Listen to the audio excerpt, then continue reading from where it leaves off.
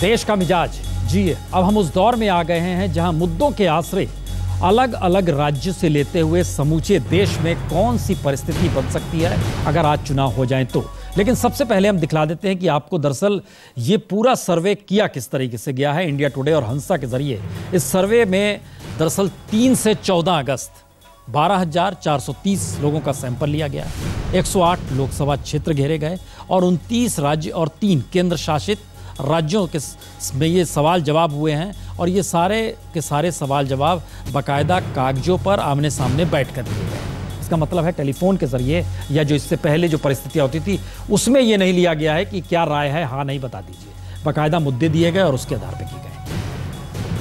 शुरुआत हम दरअसल करेंगे उन 4 राज्यों में जहां पर विधानसभा चुनाव माना यही जा रहा है 26 तारीख को चुनाव आयोग ऐलान करेगा। ये माना जा रहा है कि दरअसल अक्टूबर लास्ट और नवंबर के शुरू में वहां पर चुनाव होंगे। लेकिन ये विधानसभा चुनाव के मद्देनजर नहीं बल्कि लोकसभा चुनाव के मद्देनजर ये सर्वे है, तो उसके कहीं रिफ्लेक्शंस कहीं पर कुछ उसके असर दिखाई दे सकता है। महाराष्ट्र 48 सीटें हैं और यहां पर 2014 में क्या स्थिति थी यानी मई के दौर में और अब क्या हो सकती है, आइए ये जरा देखने की कोशिश कीजिए। 2014 एनडीए 42 सीट ले गई थी,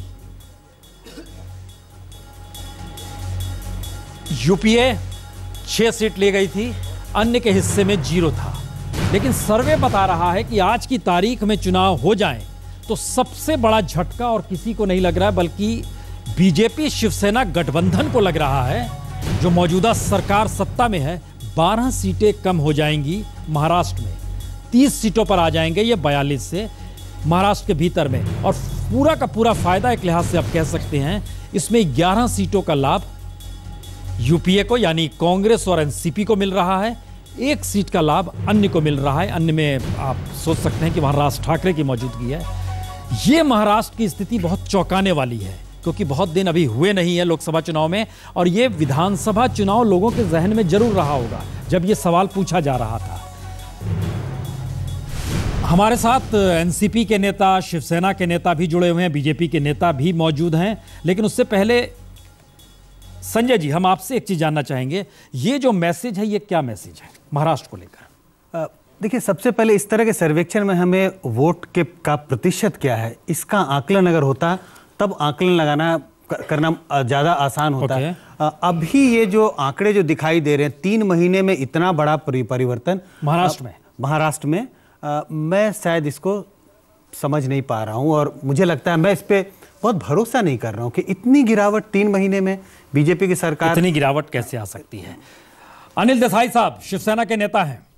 अनिल देसाई साहब, सर्वे दिखला रहा है स्थिति अच्छी नहीं है, बस 100 दिन भी तो सरकार को हुए नहीं है लेकिन स्थिति अच्छी नहीं है और ये स्थिति 12 सीट तक घाटे वाली है। ये लोकसभा चुनाव के मद्देनजर है लेकिन चूंकि विधानसभा के लिए आप लोग की तैयारी होगी, आपका अपना मैसेज क्या कहता है? वहां पर जो इशू है, चूंकि लंबे वक्त से 3 टर्म से सरकार चल रही है कांग्रेस और एनसीपी की, आप लोग के जहन में कौन से वो मुद्दे हैं जो लग रहा है कि जी नहीं ये पूरा सर्वे उस दिशा से सही है या नहीं है, लेकिन आने वाले वक्त में महाराष्ट्र में क्या हो सकता है? देसाई साहब। देखिए, मीडिया की तरफ से किया गया सर्वे या जो भी सर्वे का बेस रहता है उसकी एक एक मुद्दे को लेके आप लोग जाते हैं और जाहिर है कि उसका जो क्वेश्चन भी रहता है जहाँ पे ये सर्वे किया जाता है अलग अलग रीत से उसको देखा जाता है। जिस तरह से पिछली बार लोकसभा, अभी जो लोकसभा के चुनाव हुए उस वक्त जो सर्वेज आ रहे थे वो सभी सर्वेज आप देखे होंगे तो मोर और लेस शिवसेना, बीजेपी और हमारे महायुति के गठबंधन एनडीए के लिए महाराष्ट्र में 30 से 35 सीट का लक्ष्य वो बता रहे थे कि 30 से 35 सीट तक आएंगी करके।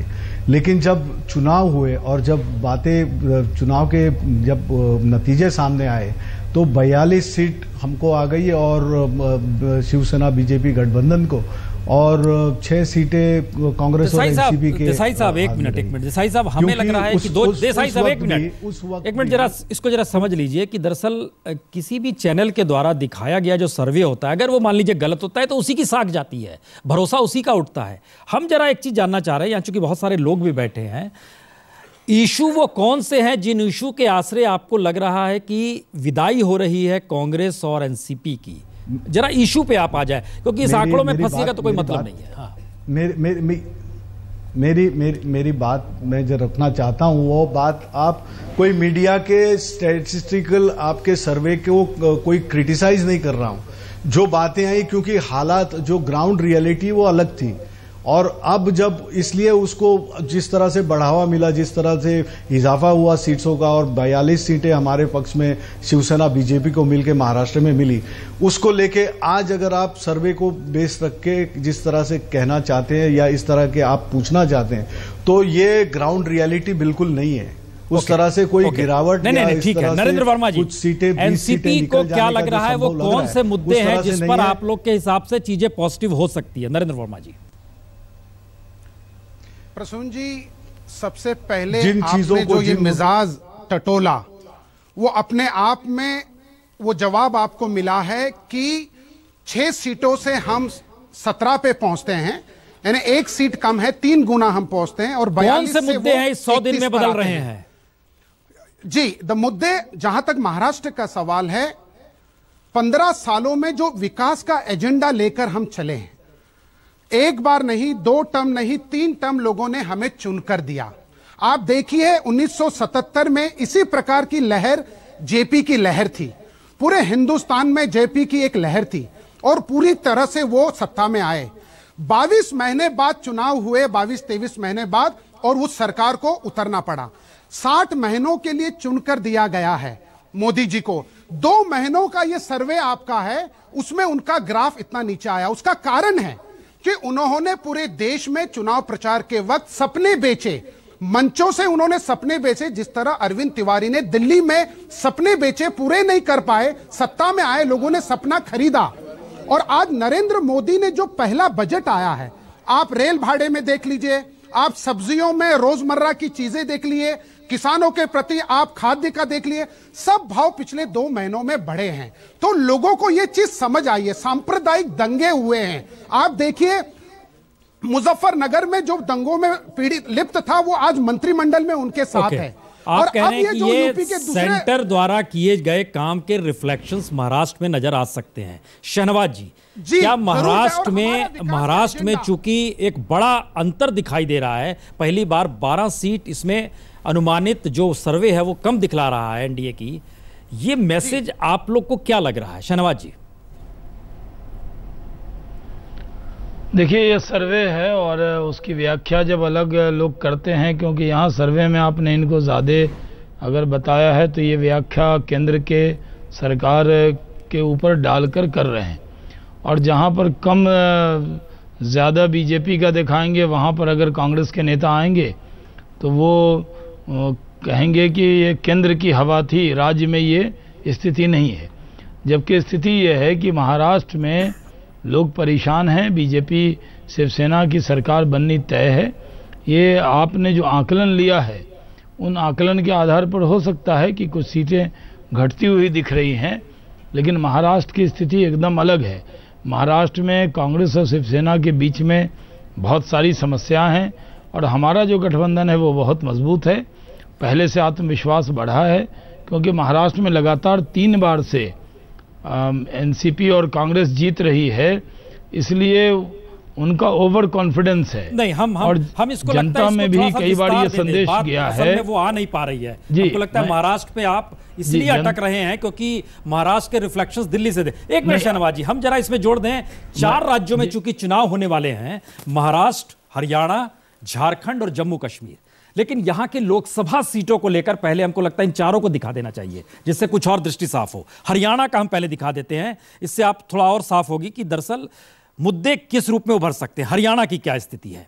हरियाणा में 10 सीटें हैं, और हरियाणा में एनडीए 7 सीट जीती थी लोकसभा में। ध्यान दीजिए, ये बढ़ के 8 हो रहा है, यानी एनडीए में और 1 का लाभ हो रहा है। यूपीए, जाहिर है कांग्रेस वहां पर मौजूद है, ये 0 पर आ रही है। अन्य के हिस्से में 2 के 2 है। इसका मतलब है हरियाणा में लाभ बीजेपी को हो रहा है। बीजेपी ने अभी से किसी से गठबंधन नहीं किया है। इसके बाद आइए झारखंड।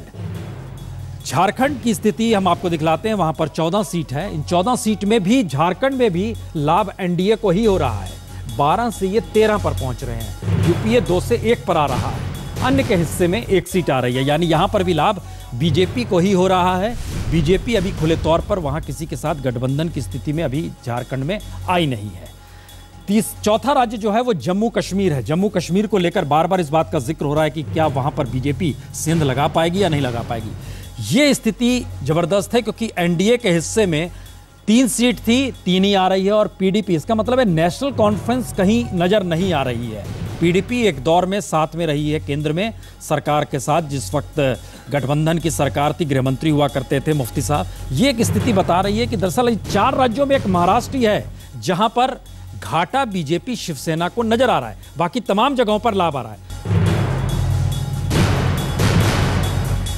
देश के मिजाज में 4 राज्यों के स्थिति हमने बताई है जो एक सर्वे किया गया है। इसमें एक महाराष्ट्र ही ऐसी स्थिति है जहां पर स्थिति नाजुक है, या कहें सिर्फ एनडीए, वहां पर 12 सीटों का नुकसान हो रहा है। हरियाणा जहां पर विधानसभा चुनाव होने हैं, लोकसभा चुनाव की दृष्टि से एनडीए को ही लाभ है। झारखंड में भी लाभ है। जम्मू कश्मीर में भी वहां पर मौजूदा नेशनल कॉन्फ्रेंस और कांग्रेस के हिस्से में कुछ भी नहीं जा रहा है। शशिशेखर जी, क्या लगता है ये वजह क्या है कि महाराष्ट्र में एनडीए को नुकसान हो रहा है? उसकी पहली बात, मैं संजय जी की बात से थोड़ा सा मुतमईन हूँ। मुझे लगता है कि इतना बड़ा परिवर्तन अभी नहीं हो सकता, ये ऐसा मेरी अपनी निजी मान्यता है। और मैं इस सर्वे पर भी कोई सवाल नहीं उठा रहा, आखिर सर्वे हुआ है, लेकिन मुझे ऐसा लगता है। और अगर इस सर्वे को जस्टिफिकेशन को देखना चाहें तो 2-3 बातें हैं। महाराष्ट्र के पास इस समय बीजेपी में कोई बहुत बड़ा फेस नहीं है। कांग्रेस और एनसीपी के पास स्थापित नेतृत्व है, शिवसेना के पास स्थापित नेतृत्व है, लेकिन बीजेपी के पास नहीं है। एक, इससे थोड़ा सा परिवर्तन हो सकता है।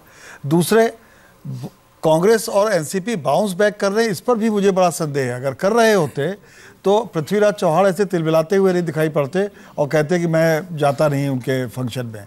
तो ऐसा नहीं है, कहीं ना मुझे ऐसा लगता है कि अगर इसको जस्टिफाई करें तो ये बात दिखती है। आप कह रहे हैं कोई नेता नहीं है वहां पर, कोई अभी स्थापित फेस नहीं दिखाई पड़ता है उनके पास। गोपीनाथ मुंडे के निधन से अंतर पड़ा है। और गडकरी एक बड़े लीडर है वहां पर, लेकिन लोगों को शायद लगता नहीं कि वो मुख्यमंत्री बनकर आना चाहेंगे। राकेश सिन्हा जी, इसका जुड़ा हुआ सवाल, हरियाणा में कौन सा फेस है, झारखंड में कौन सा फेस है बीजेपी के पास? हमारे ख्याल से यहां भी कोई फेस नहीं है। देखिए, हरियाणा और झारखंड में एक दूसरी स्थिति है कि झारखंड में भारतीय जनता पार्टी पहले मजबूत हुआ करती थी, बीच में उसके बेस का इरोजन हुआ, जो डिवीजन हुआ, मरांडी चले गए पार्टी छोड़कर, झारखंड विकास पार्टी। हरियाणा में कांग्रेस के नेता ही बीजेपी में आए हैं, वही फेस बनना चाहिए। झारखंड का मैं बता रहा हूँ। तो झारखंड में भारतीय जनता पार्टी का और जो वहाँ कुशासन है लगातार, देखिए झारखंड मुक्ति मोर्चा वहाँ की एक लाचारी है, उस लाचारी से जनता मुक्ति चाहती है। वही बात है, हुड्डा का शासन लाचारी है, चूंकि बीजेपी विकल्प बन के आ नहीं रही थी। लोकसभा चुनाव ने भारतीय जनता पार्टी को वहाँ विकल्प बना दिया।